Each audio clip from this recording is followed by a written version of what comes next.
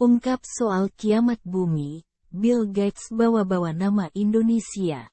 Pendiri Microsoft, Bill Gates, baru-baru ini menyinggung Indonesia terkait perubahan iklim yang disebabkan oleh gas rumah kaca, khususnya terkait penggunaan minyak sawit.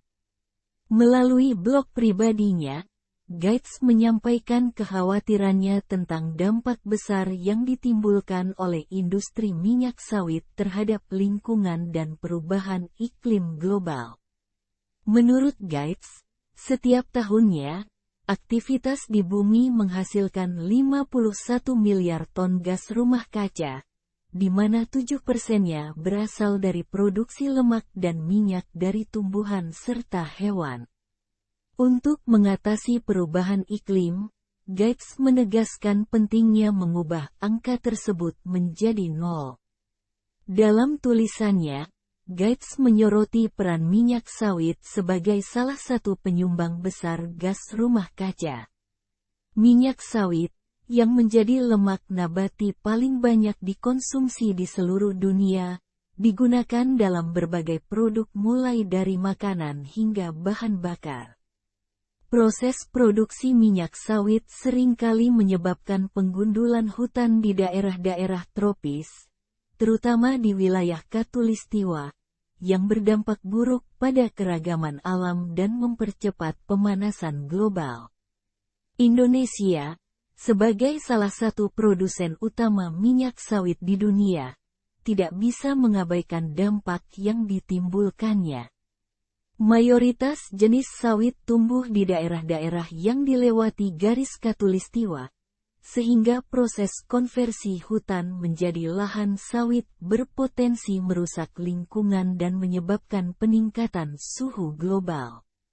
Pada tahun 2018, kebakaran hutan dan deforestasi yang terjadi di Malaysia dan Indonesia telah menyumbang sekitar 1,4% emisi global, sebuah angka yang sangat besar dan mengkhawatirkan.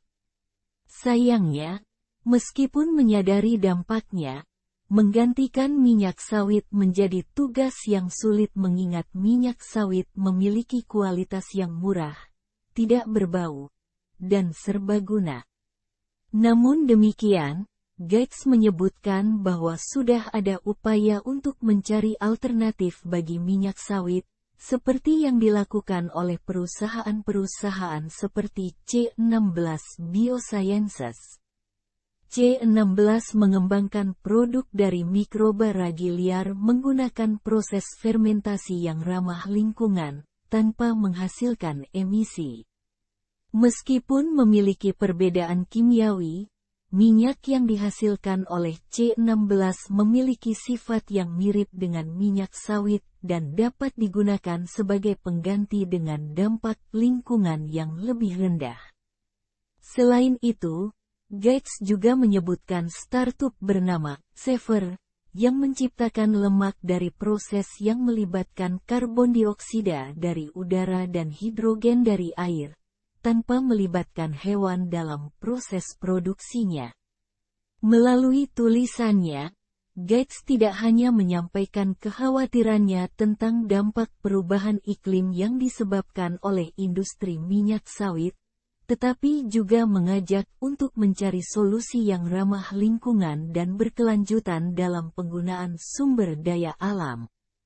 Dalam konteks Indonesia, hal ini mengingatkan kita akan pentingnya mengelola industri minyak sawit dengan bijaksana agar dapat meminimalkan dampak negatifnya terhadap lingkungan dan perubahan iklim global. Publik makin merasakan dampak perubahan iklim tingginya.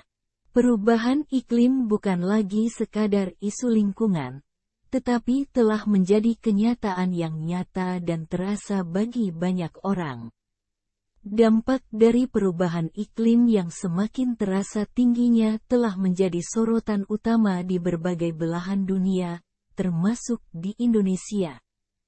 Frekuensi bencana di Indonesia membuat seluruh wilayah di negeri ini tidak luput dari risiko bencana alam. Indonesia, dengan keanekaragaman geografisnya, terkenal sebagai salah satu negara yang rentan terhadap bencana alam. Dari gempa bumi hingga banjir bandang, setiap tahunnya, negara ini menghadapi berbagai bencana yang mengancam kehidupan dan sumber daya alamnya. Namun, dalam beberapa tahun terakhir, frekuensi dan intensitas bencana alam di Indonesia meningkat secara signifikan, yang sebagian besar dikaitkan dengan perubahan iklim global. Salah satu dampak langsung dari perubahan iklim yang semakin terasa adalah meningkatnya frekuensi kejadian cuaca ekstrim, seperti banjir, tanah longsor, kekeringan, dan angin topan. Musim hujan yang lebih panjang dan intens, disertai dengan curah hujan yang tinggi, seringkali menyebabkan banjir dan tanah longsor di berbagai wilayah. Di sisi lain, musim kemarau yang lebih panjang dan ekstrim juga meningkatkan risiko kebakaran hutan dan kekeringan yang mengancam sektor pertanian dan sumber daya air. Dampak perubahan iklim juga terasa dalam bidang kesehatan, ekonomi, dan sosial masyarakat. Penyebaran penyakit menular, kekurangan pangan, konflik sumber daya alam, serta kerugian ekonomi akibat bencana alam semakin membebani masyarakat Indonesia.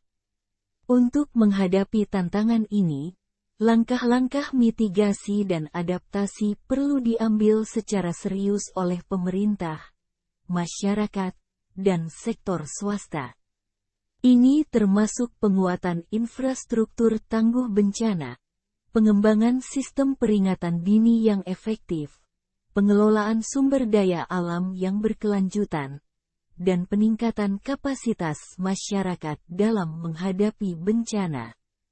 Selain itu, peran aktif dalam upaya mitigasi perubahan iklim global juga menjadi kunci untuk mengurangi risiko bencana di masa mendatang.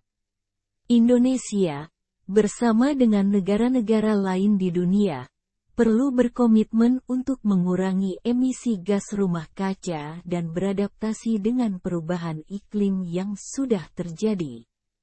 Dengan kesadaran yang meningkat tentang dampak perubahan iklim yang semakin terasa, diharapkan bahwa tindakan konkret dan kolaboratif akan diambil untuk melindungi masyarakat dan lingkungan hidup Indonesia dari ancaman bencana alam yang semakin serius.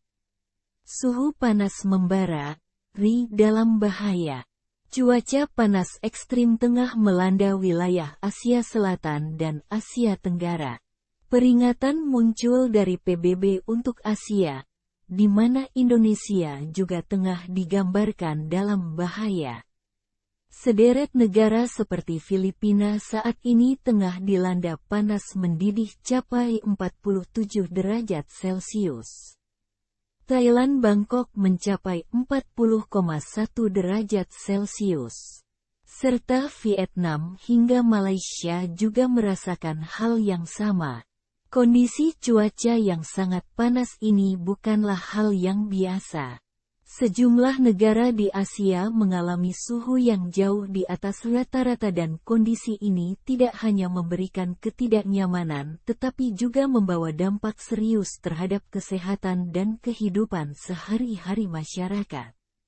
Suhu yang terlalu panas dapat menyebabkan dehidrasi, kelelahan, dan bahkan heat stroke yang mengancam nyawa. Ini merupakan ancaman yang sangat serius terutama bagi anak-anak, lansia, dan individu dengan kondisi kesehatan yang sudah lemah. Indonesia, sebagai bagian dari wilayah Asia Tenggara yang terkena dampak langsung, tidak bisa mengabaikan ancaman ini. Meskipun saat ini belum terjadi suhu ekstrim seperti di beberapa negara tetangga, perubahan iklim yang terjadi secara global meningkatkan risiko cuaca ekstrim di masa mendatang. Menghadapi situasi ini, langkah-langkah mitigasi dan adaptasi perlu segera diambil. Pemerintah, bersama dengan masyarakat, perlu meningkatkan kesadaran akan bahaya cuaca panas ekstrim dan mengambil tindakan preventif yang diperlukan.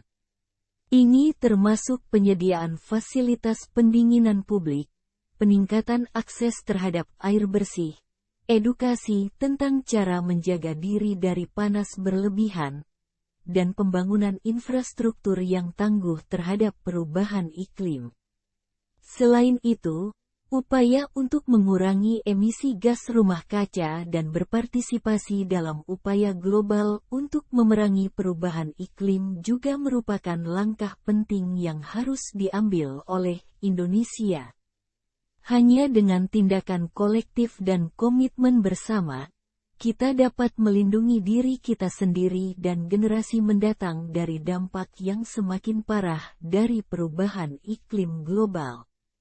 Dengan kesadaran dan tindakan yang tepat, kita dapat menghadapi tantangan cuaca ekstrim ini dan membangun masa depan yang lebih aman dan berkelanjutan bagi Indonesia.